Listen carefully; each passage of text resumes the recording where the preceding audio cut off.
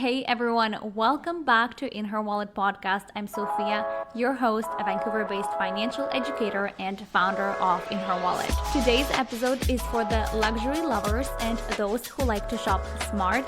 We are answering the question, are designer bags actually a good investment? And if so, how to buy and resell for profit? To unpack all of this, I sat down with Courtney Watkins, founder of Mine and Yours, Canada's leading destination for pre-loved luxury fashion. We talked about everything from how to spot designer bags that retain their value the most, to how to spot a smart investment piece, what details impact resale prices, and how to avoid getting scammed when shopping secondhand. So if you've ever dreamt of turning your handbag collection into a side hustle or are simply curious to learn about luxury resale, this episode is for you. Let's dive in. Courtney, welcome to In Her Wallet podcast. I'm so excited to be talking to you today about investment in designer bags. Thank you so much for being with me today. Yeah, you're very welcome. Thanks for having me. First thing I want to ask you is Mine and Yours has obviously become the go-to for pre-loved luxury fashion in Canada, and you are the person who built it. So how did the brand grow and what's the story behind it? Yeah, so we've been in business for 12 years, and I went to fashion school down in LA.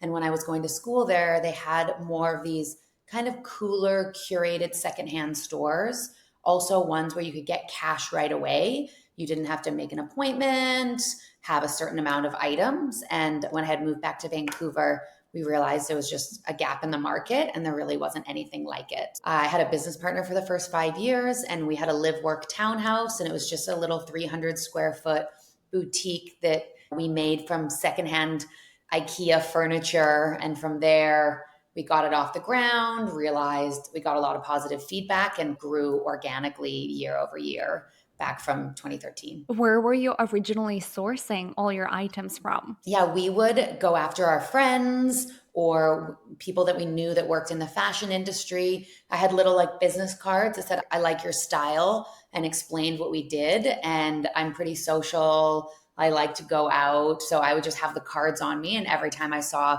a woman that was dressed well, I would go up and talk to her and hand her one of the cards. So it was very grassroots, word of mouth. I love that. And now this month you have a collaboration with Holt Renfrew in Calgary, and you have your boutiques in Toronto and in Vancouver. So it's really amazing to see how far you've come. Congratulations. Thank you. I appreciate that.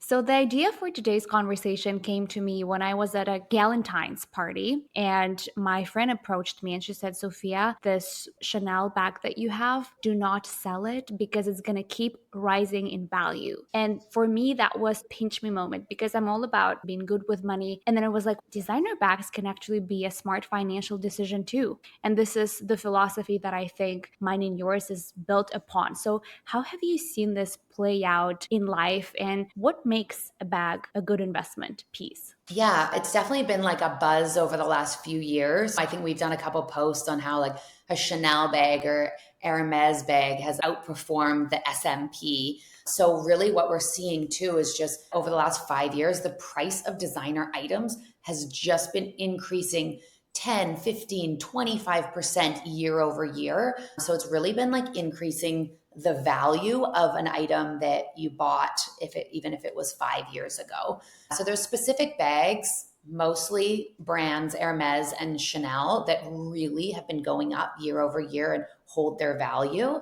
But then also every bag we buy, we're researching what the original retail price is. And a lot of times Louis Vuitton and some of the vintage bags that are from 20 years ago, it's funny for us to put the original retail because it might have sold for $1,100 20 years ago, and now we're selling it for $1,500 or $1,600. But it's also not the same 15 or 1600 that it was 11 years ago, considering the inflation and everything else, right? Exactly. So yes. I love you mentioned gotten wear and use out of this item for 20 years, and then you can still possibly sell it for a similar amount that you bought it for. Actually, right before we jumped on our recording with you, I saw a reel on Instagram of Gigi Hadid saying that she wants an Hermes Birkin, but the one that has, she said, life to it. So she would not be afraid to wear it every day and put it on the floor or get it under the rain. She wants it to have life to it. So that's another benefit of having pre-loved bags. Yeah, and that is a trend that we have just seen come back this year. I feel like it was back in the 2000s. Mary Kate, Ashley Olsen had the big Birkins that were really beat up and used. And over the last few years, we've seen that trend come back. Personally, I don't own a Birkin or a Kelly, and this is my industry. But it's also because I'm tough on my things, let's just say. I don't buy things to put them in the closet and look at them. Like I really wear my items and I'm maybe not always the most careful. So I'm scared to have a Birkin or a Kelly, but I am going to do it this year. This will be my plunge into that world, but same. I want one that has a little bit of life into it, that maybe has a mark or two on it. So then I don't feel like, oh my gosh, if I put a little mark on it, I'm going to be really upset or mad at myself. So yeah, I agree with her. Yeah, makes sense. Courtney, let me ask you this. I want to try and take a guess at what are the top 3 bags that have historically had the highest resale value. And I'll say my 3 guesses and I want to hear if I'm right or wrong. So Okay. I think the first one would be, we keep saying Hermes Birkin. So I would say it's definitely up there. Then I would say maybe the Kelly. And then the last one I would say Chanel, the classic flap bag. Yes. Actually, now the Kelly has gotten more popular even than the Birkin. So that has been The mini reselling. one. The mini Kelly for sure. Yeah. The smaller the bag, the more it resells for, even though the cheaper it is in store. And Really? that's because of desirability. So even though big bags are making a comeback, and before we used to struggle to sell the 35s, we're moving through them, but the smaller the bag, the more desirable it is. So it'll cost you less in store, but you'll be able to get more for it on the secondhand market if you can get it in store. It was actually my favorite April Fool's prank was I saw online that Hermes was getting rid of their whole hard to get Birkin, and it was first come, first serve. And I was like, oh my God. And then I wish they did that. I wish. yes, but Which yes, those again, are definitely the top, and then the Constants as well. The Hermes Constants resells for more than what it is in store too. beyond those 3 bags that we just mentioned, are there any other emerging trends or brands that you see today that are rising in their resale value? Yeah. So what I've been noticing, the row Margot? bags. Yeah, exactly. That is selling for retail secondhand. It's still selling for cost or even more. The like Laura Piana bag also has been super, super popular. And then those are on the higher price point end. And then some of the more like mid-level, even like cult Gaia pieces that come in, they're Yes. bags that are like under 500 and they won't sell for more than retail, but they do tend to hold their value. I think that's one of the biggest eye-opening learnings from our conversation for me is that bags can still sell them at a cost that you bought for. So really, girl math, you haven't lost any money. And the thing is, especially if you are buying them secondhand, like that's the way that you really hold the value. Unless we're talking about like the big 3 or 4 bags that go up or you can actually sell them for more because they're so hard to get.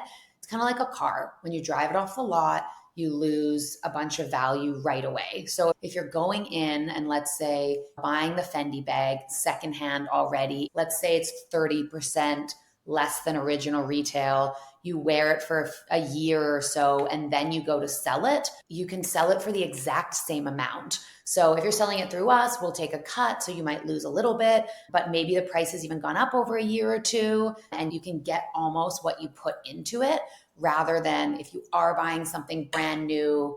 So we talked about the brands that have had the highest value. What are some of the bags or trends you've seen lose value recently? Yeah, the classic like Prada Saffiano bag, the even like the Fendi peekaboos. That's why that question came to my mind because you mentioned Fendi, but today, unfortunately, it's not popular anymore. Yeah, those are definitely selling for less than half of what the original retail was. I do actually find it's like a misconception, again, except for the top bags. When you're at the top of a price range of the bag or of the brand, that's when they tend to decline a little bit more. So the Prada Saffiano or Galleria bags, those are some of the most expensive bags. Same with the Fendi Peekaboo, those are some of the more expensive bags. Then if you're comparing it to, I have a Prada, I can't remember the name of it, but it was like $2,000 bag. I can resell it for 1,900 or 1,800. When you're getting into those entry level, like lower Position. price point of the brand, those are the ones that tend to hold their value more than the most expensive in that designer. So it's also, if you think about skins, like crocodile, snake skin, like the exotics are some of the usually the most expensive, and those are the ones that will lose the most value. Or Chanel jewelry. I feel like a lot of people would think if you buy Chanel fine jewelry, so that actually has rubies and diamonds and 18 karat gold, and technically it's has more value to it, that is going to decrease when you go to sell it more than costume jewelry, because the costume jewelry is their entry level and it's more sought after. Interesting. Courtney, I want to follow up there. If someone owns a Fendi Peekaboo, let's say, but now the resale value is not as high, is it similar to the way stocks work where they go up and down, they're a little bit volatile, but they're always rising? Can someone who owns a Fendi Peekaboo expect to still be able to resell it for a good value in a number of years because Fendi would have come back to their high again? Yeah, I would say it is a bit like stocks, as in it's very unknown. So maybe stocks have trends and brands go up and down. So there is a possibility that in 5 years, that Fendi bag is worth more, but there's also the possibility that you held on for it for another 5 years and it's worth even less. I can think about the Balenciaga City bag. That was popular for years. Balenciaga had the scandal. We couldn't sell them. Nobody wanted them. They were going for like $250, $300. And now that bag is back, super popular. It's back to 800, 1,000, 1,200. So that has really seen a rise, but it is hard to, bit of a guessing game. I can see that. And then I know you also mentioned the exotic leather, crocodiles. You mentioned that they lose value fast as well. Is that because customers are becoming more conscious of sustainability, or is it for a different reason? I think there's two reasons. One is there are less customers that want that bag, where if you have a canvas tote, no one is, oh, I don't buy canvas. But there is a segment of customers that is, oh, I won't buy exotics. And then it's also just the price point. So the same bag that's in an exotic that could come in a regular leather is sometimes double the price. So someone coming into it, are they going to spend that much more? A lot of clients are not as even interested in it. Makes sense. Okay, let's now talk about what if I am ready, I have the money, I want to buy a designer bag that will be a smart financial decision and that will act as an investment piece later on in a few years. What are some of the things I need to look for? One, I would look, if you're buying it new, I would just take a look at what it's reselling for now. And you can get a bit of an idea right away. Typically, if a bag is, let's say, $5,000 new and you can find it online for 2,500 already, that doesn't look good for the future. Like that is probably only going to lose value. So I would say definitely shy away, or if it's something you really want, still buy it, but just look in the pre-sale market. A lot of times the bags that tend to increase are the ones that are harder to get. So that's sought after one. So if you can be patient too, going into the store, making friends with the sales associate. It doesn't, Hermes is like, I've never been able to buy one full price at the store. So good luck. If you figure it out, call me and let me know what you did. But even some of the other popular bags like the Row, those other ones, it's just like maybe being a little bit patient and waiting to be able to get it new. And then a lot of times too, the classic styles. So if if they haven't changed it for kind of years to come, like the Lady Dior has gone up in value quite a bit year over year, and the style is like somewhat similar. So yeah, I would say looking at what it's originally reselling for, and then again, being a little bit weary of investing in those most expensive bags. We get in some Louis Vuitton bags that are originally retailed for over 10,000. They're often selling for 5,000. But those Louis Vuittons that are 2,200, 2,500, they're often reselling for 1,950. So you'll lose a little bit less if you sell it right away. And then it's to like the desirability of the brand. So let's say like the row is like getting more popular. Like when you're Yes. starting to hear about brands that are emerging and you're hearing talk about them rather than the big companies that have been around for a while, those are ones that are probably, once they can, will start doing bigger price increases. But right now they're more on those contemporary price points in order to get market share. Very interesting. Thank you for highlighting quite a few pillars there for us. I remember you mentioned in the beginning of our conversation, and I want to emphasize attention for those who might not have caught it. You said that smaller bags tend to increase in value more than larger bags. Is that correct? Yeah, it's definitely the case for Hermes, a little bit for Chanel as well. Like the small flaps are again cheaper in stores, but will resell for more than the jumbos. So that does seem to be a trend. But again, it's kind of like the stock market. It's hard to predict. Like they say, everyone says big bags are coming back, and you're seeing a lot more of them on the runways and celebs wearing them, models wearing them out. So I am seeing that trend, but I haven't seen it reflect back as much in the pricing. Like the smaller Kelly is still going for more than the larger one. Makes sense. And Courtney, let's talk about another trend there, sustainability. I think it's on everyone's mind right now. And April is actually an Earth month. So have you seen sustainability reflect on customers' decisions, especially at mine and yours? Secondhand shopping is the most sustainable way to shop. We have enough garments, handbags, clothing out there that we could all just be trading bags, and we don't need to produce anymore. Of course, we always want new and the brands are going to be producing more, but secondhand is the most sustainable way to shop. So we're seeing a lot of our clients coming in and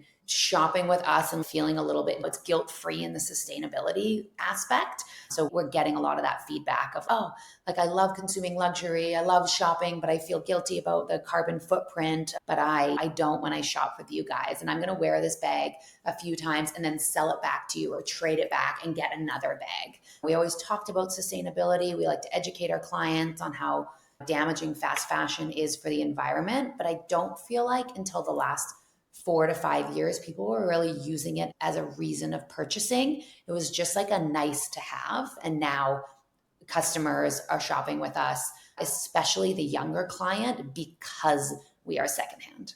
Japan, I think, is actually ahead of the curve in that sort of, I don't want to call it trend because it really is a value, making sure that you're not consuming fashion in a negative way. I know that their vintage stores are best. Have you Mhm. been? I am dying to go, but I haven't been. But I've seen, yeah, I've had friends go. I've seen videos. Like their stores are massive too. And it's like any Massive. bag you want, you can get. I have heard over the last few years, the prices have increased quite a bit. I think there's so many tourists now going there to shop secondhand that their prices have increased quite a bit. But I'm definitely dying to go. It's been on my bucket list I've been trying to plan a trip out there. One is just to go sourcing, so to get product for our stores and also just to see it and experience it. Where do they start in determining the resale value? I would say just the internet is the best place. Even if you just type in, if you know the name of your bag, just type in the bag and price, and you'll get a list of options or just seeing what is out there. Now, I would say things like eBay and Tradesy and Poshmark, anyone can list their item. So some people might have a bag that they spent $5,000 on and they're trying to get $5,000. And that doesn't mean that it's ever going to sell at that. So just use peer-to-peer marketplaces. Take that information a little bit with a grain of With a grain of salt. salt. Where companies are probably, because they've either bought it or they're taking the inventory on, they've probably done a little bit more research and they really need to sell it at that price. Or if you don't know the item, you can take a photo of it and just search for it and then find the info on it and what the marketplace is and is going for secondhand. So I have a Gucci Marmont bag in velvet. Yeah, like a Magenta, fuchsia. is it called Magenta. Yeah. magenta, that color? Yeah, maybe I've worn it once, but it's just sitting in my closet and I really want to let it go. How do Mhm. I make sure that I get the best price? So as I said, I would take a photo of it, see what it's going for online. Then you can always reach out to a couple secondhand stores. A lot of them, like we do as well. You can come in and we'll give you a quote. So you don't have to sell it right away. We can tell you what we would sell the item for, or you can email us photos as well as other stores do that too. I do say at mine and yours, we make it as easy as possible. So that was our slogan, as easy as possible to turn your closet into cash. So we offer cash right away, but it's a little bit less. It'll be like for a handbag, typically 40% store credit. So you can trade it in for something right away and use the credit to buy something else in the store. That would be 50%. And then for if you wanted to consign it, so you wait for it to sell, that would be 60%.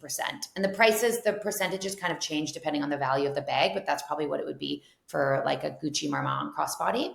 But if you're willing to do all of the work, there's places you can get more money than what you would at mine and yours because we're doing the work. So if you want to upload to Poshmark, Tradesy, eBay, Facebook Marketplace, take the photos and are willing to ship it out, like you can take the photos and list it across all of those platforms and they'll take a smaller cut. So eBay takes 10%, Poshmark, I think, take 20, Facebook Marketplace takes 0, post it on your stories, see if anyone in your community wants to buy it. There is ways if you're looking to get the most amount of money for your bag that you're going to get even more than working with mine and yours. But if you want to just go in, drop it off, get the money right away or not have to do any of the work, that's really where we come in. I really see the value in having a third party like mine and yours help me manage this process, especially if I'm the customer. I want to make sure that the bag has been verified as an authentic one. I still want to have that shopping experience of coming into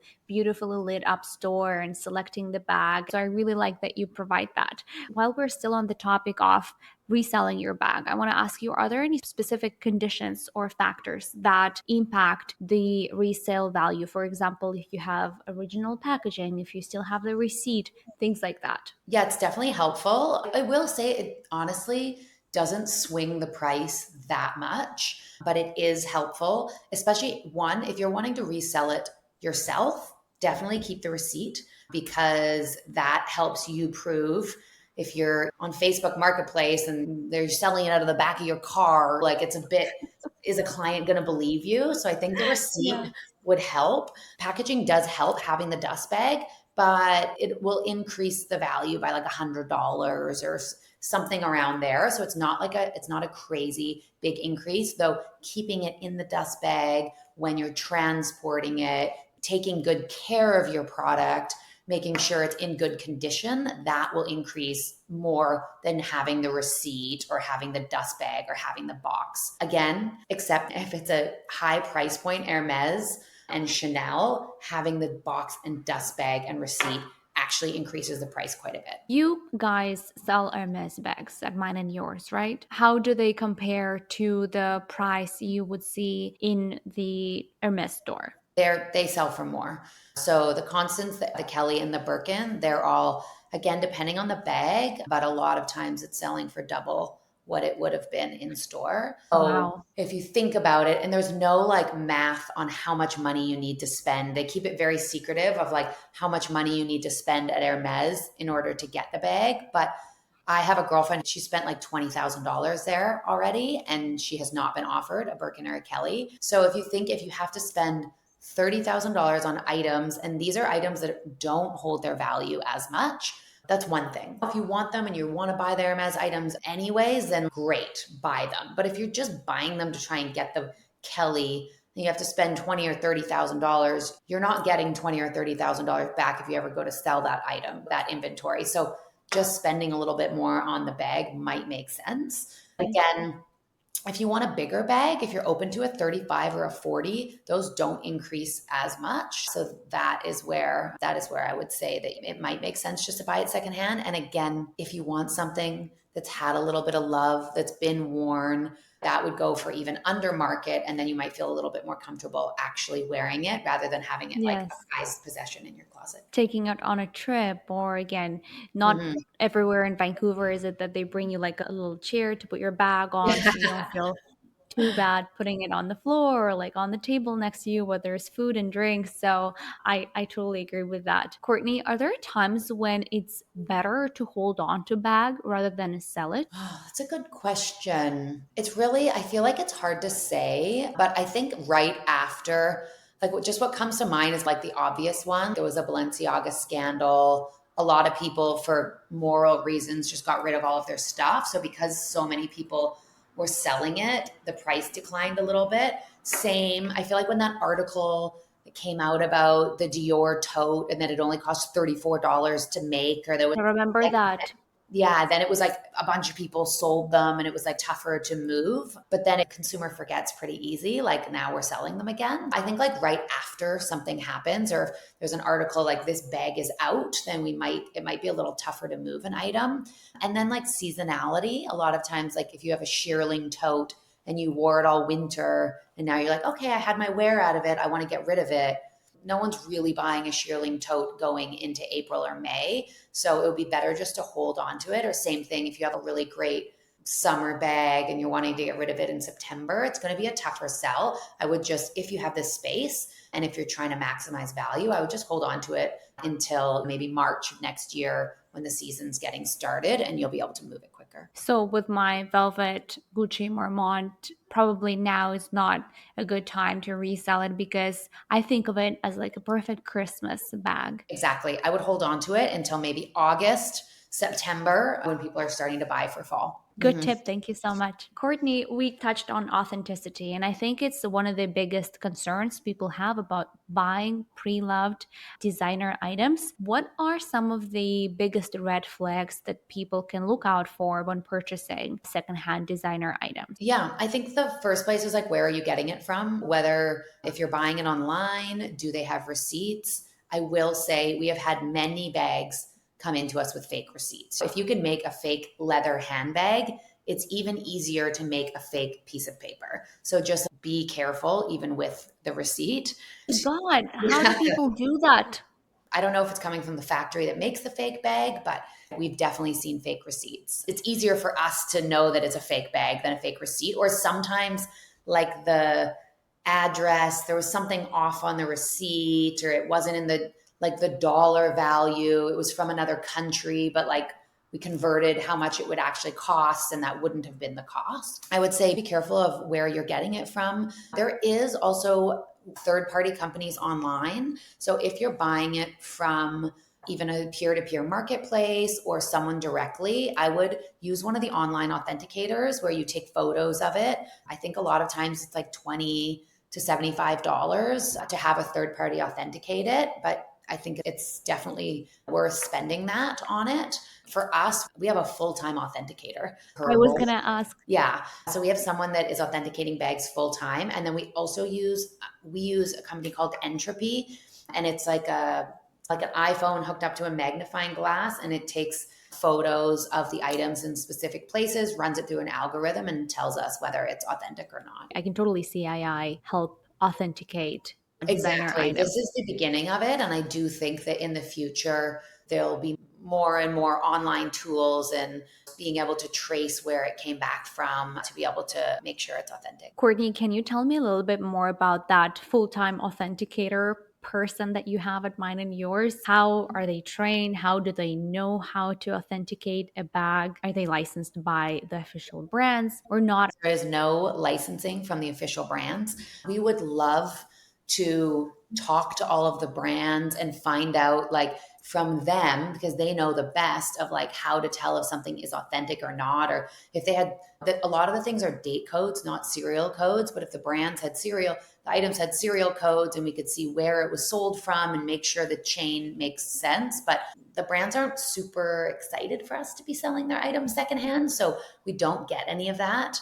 Our authenticator is a gemologist from a background, so has that as well. She was trained from one of the, I don't want to say the name, but one of the largest peer-to-peer marketplaces in the world, and has been doing it for 8 or 9 years and is now training the rest of our team as well. But it's so time consuming just because each brand and each bag is different. So just learning exactly what the logos look like, exactly what the stitches look like, what the leather feels like from each brand, how it smells. There's a lot of small details, which does make it tricky. It is one of the trickier parts of the industry. This is so interesting. I really like how you shared the story of having a bag with a fake receipt come in. Can you Yeah. share any other sort of fun or interesting moments like that from the mine and yours history of existence? I had like a high profile supplier of ours that sells us tons of product. Everything's been authentic. She sold us a Birkin and she was like, my ex bought it for me and had been like carrying it around for I don't know how many years, but 20 years or something. And then we had to tell her that her ex bought her a fake Birkin.